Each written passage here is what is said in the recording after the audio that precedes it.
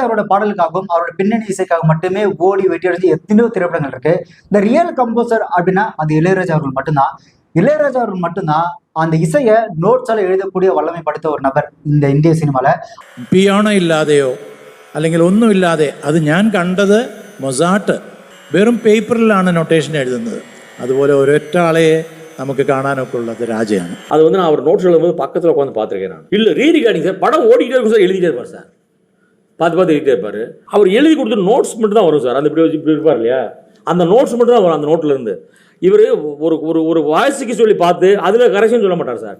அதை பார்த்து நெப்போலியன் வாசி பார்ப்பல சார் அருண்மொழி. எப்படி எனக்கு என்ன, ஒரு ஃப்ளூட்டு 9 ஓட்டை இருக்குது, 7வது ஓட்டையை மூடிக்கிட்டு 3வது ஓட்டையை திறக்கும் போது வாயிலிருந்து இவ்வளவு காற்று ஊதுனா இதுதான் சவுண்டாக வரும்னு எப்படி அந்த மனுஷன் எழுத்துல எழுதுறான். எனக்கு என்ன ஆச்சரியம்னா,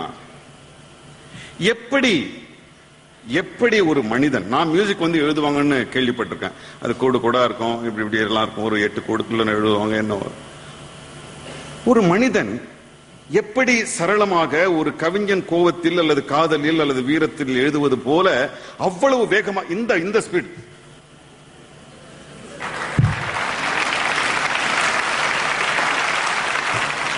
எப்படி அந்த தெண்டல் தீண்டு போது என்கின்ற அந்த பாட்டை அந்த எழுத்தில் போட முடியும்? அதே மாதிரி ஒரு வருஷத்துக்கே 53 வாரம் தான், 52 53 வாரம் தான் இருக்கும். 53 வாரம் இருக்கிற ஒரு வருஷத்துல 54 திரைப்படத்துக்கு இசையமைச்சிருக்கிறார் இளையராஜா அவர்கள். 1984 அந்த ஒரு வருஷத்துல மட்டும் இளையராஜா அவர்கள் 54 திரைப்படத்துக்கு இசையமைச்சிருக்காங்க. அதே மாதிரி 1985 பாத்தீங்கன்னா 52 திரைப்படங்கள் இசையமைச்சிருக்காங்க. அந்த 1983 பாத்தீங்கன்னா 47 திரைப்படத்துக்கு இசையமைச்சிருக்காங்க. 1986 பாத்தீங்கன்னா 49 திரைப்படத்துக்கு இசையமைச்சிருக்காங்க.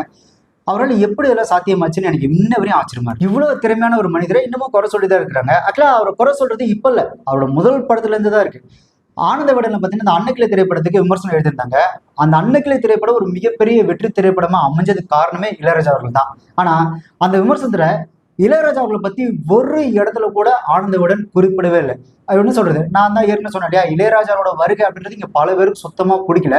அதனாலேயே இளையராஜா அவர்களை பத்தி அந்த அவரோட முதல் படத்திலேயே அவரை பத்தி எந்த ஒரு வார்த்தையும் வராம பாத்துக்கிட்டாங்க ஆனந்த விகடன்ல இருந்த ஒரு சில நபர்கள். அதே மாதிரி ஆண்பாவன் திரைப்படத்தை பார்த்தீங்கன்னா இளையராஜா அவர்கள் இசையமைச்சிருந்தாங்க. அந்த படம் வெற்றி அடைறதுக்கு இளையராஜா அவரோட இசையும் ஒரு மிக முக்கிய காரணம். அந்த திரைப்படத்தோட விமர்சனம் எழுதும் போது அதுல என்ன எழுதியிருந்தாங்க அப்படின்னா, இளையராஜாவோட அந்த பின்னணி இசை அப்படின்றது டொமுக்கு டொமுக்கு டம் டம் அப்படின்ற மாதிரி தான் இருக்குன்ற ஒரு தோணியில அவர் ஒரு மட்டம் தட்டும் விதமா தான் அந்த திரைப்படத்துக்கு விமர்சனம் எழுதினாங்க. இதெல்லாம் கூட பரவாயில்ல. கமல் சாரோட நாயகன் திரைப்படத்தோட ஒரு மிகப்பெரிய வெற்றிக்கு கமல் சாரோட நடிப்பு எந்த அளவுக்கு ஒரு காரணமோ அந்த அளவுக்கு காரணம் தான் இளையராஜாவோட இசை அப்படின்றது. அதுக்கு அவங்க கொடுத்த விமர்சனம் என்ன தெரியுமா, இளையராஜாவோட 400வது படமா இந்த பிரம்மாண்டத்துல கமல் சாரோட நடிப்புக்கு